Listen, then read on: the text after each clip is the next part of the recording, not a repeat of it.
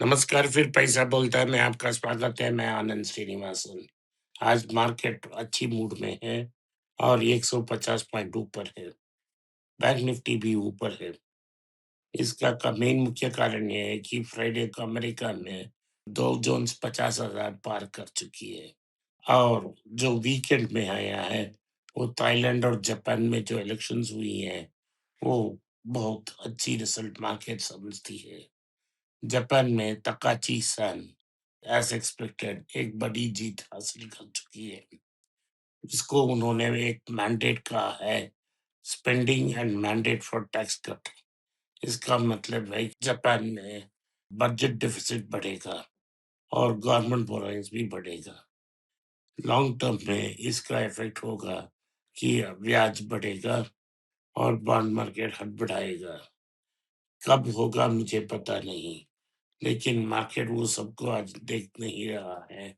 Market इसी को देख रहा है कि मैडम ने इम्पॉसिबल को कर देंगी और टैक्स को भी काटेगी, स्पेंडिंग को भी बढ़ाएगी और लोन को भी कंट्रोल करेगी। ये इम्पॉसिबल है, लेकिन मार्केट तो होप पे जीवित है। तो निकी 57,000 पार कर चुकी है और 58,000 के आसपास पहुंचते ही मार्केट नीचे आई है।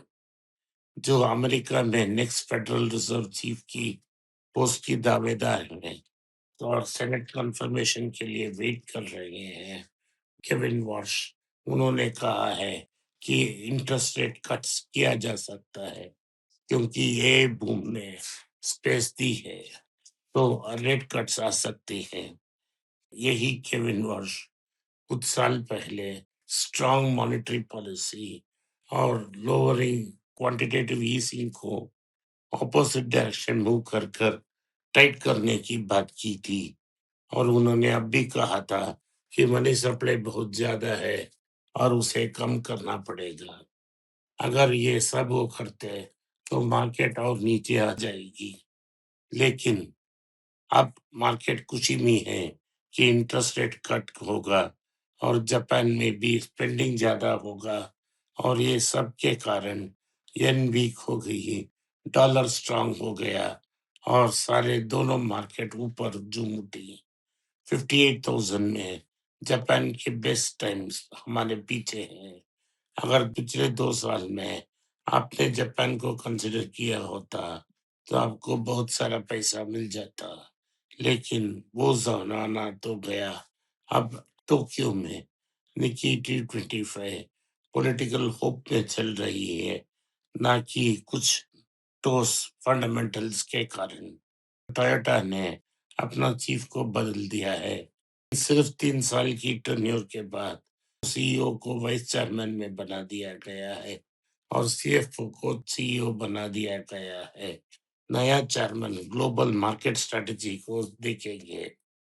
इससे साफ है कि टोयोटा अपनी नंबर वन पोजीशन दुनिया भर में कंसोलिडेट करेगी और ग्रोथ की तरफ जाएगी। टोयोटा ने कहा है कि 2030 तक वो वनली आईसी इंजन्स को एलिमिनेट कर लेंगे और सिर्फ हाइब्रिड व्हीकल्स और इलेक्ट्रिक व्हीकल्स में फोकस करेंगे। ये रहा टोयोटा का news. Tata Motors commercial vehicles और एचडीएफसी लगता है कि वे निफ्टी में प्रवेश कर लेंगे। इससे इनकी एडवांटेज ये होगी कि जब एमसीएक्स इंडेक्स की नकदी रिपोर्ट आएगी, इन दोनों स्टॉक को नॉकआउट कर कर एक नया निफ्टी कॉन्स्टिट्यूट होगा और मार्केट फिर से ऊपर जाएगा क्योंकि इनमें बड़ा बाइंग इंटरेस्ट आएगा। इन सब के कारण सोने के दाम में आज इजाफा हुआ। 200 रुपया का 14,250 रुपया होगा। 22 कैरेट 15,234 प्लस टैक्सेस होगा। 24 कैरेट, 22 कैरेट में भी टैक्स और मेकिंग चार्जेस लगाना चाहिए और ये लगभग 15,000 पार कर चुकेगी। इसके कारण टाइटन और तंगमेल जैसे कंपनियों की फ्यूचर्स बहुत अच्छे दिख रहे हैं। कल्याण की रिजल्ट्स आई थी, बहुत अच्छी रिजल्ट्स थी। लगभग 413 करोड़ का प्रॉफिट था, ये 90% ऊपर गया है तो पिछले प्रॉफिट से। लेकिन इन कंपनी का प्रॉब्लम ये है कि अगर रेट बहुत जल्दी बढ़ जाती है, तो लोगों सोना लेने से हिचकेंगे और इनसे इनका बिज़नेस नुकसानदायक हो सकती है। लेकिन अभी तक कोई खतरा नहीं है। अभी चंद्रशेखरन जो टीसीएस के चेयरमैन हैं, वो अब ये डील्स को डायरेक्टली देखेंगे और ये की सीट को, ये नाम वाली गाड़ी को टीसीएस के अंदर खुद अपने बलबूते पर इसे चलाने की कोशिश करेंगे। तो टीसीएस में वापस चंद्रशेखर का रोल बड़ा होगा। टाइटन ने कहा है कि वो 2030 तक प्रीमियम वॉचेस सेगमेंट में लगभग $2 बिलियन बेच देंगे। अगर ये सक्सेसफुली कर पाते हैं, तो इंडिया थर्ड फोर्स हो जाएगी स्विट्जरलैंड और जापान के बाद कि जो ग्लोबल वॉचेस बनाने में सक्षम रखते हैं। अपने आप को कंसंट्रेट करने की कोशिश करेंगे। आरबीआई के नए रूल्स है, ये क्लियरली मनप्पुरम और मुथूट जैसे एग्जिस्टिंग अकाउंट्स की अच्छे रिजल्ट्स आ सकते हैं। इसका मतलब ये है कि लेंडिंग शॉप्स के ऊपर खोलने के लिए भी आरबीआई आसान से परमिशन दे रही है और लोन की कलेक्शंस और लोन फ्लेक्सिबिलिटी भी उन सबको दे रही है। इससे मनप्पुरम आज 1.5% और मुथूट 2% ऊपर है। तो एसजीपी की एक नया प्रीमेचर रिडेम्पशन विंडो फरवरी 1 पे खुला है। अगर आपका ये 1 लाख का पैसा लगा होता तो 3,16,000 तक कम हो जाता।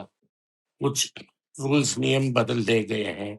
इसके कारण आपको लॉन्ग टर्म कैपिटल गेन देना पड़ेगा।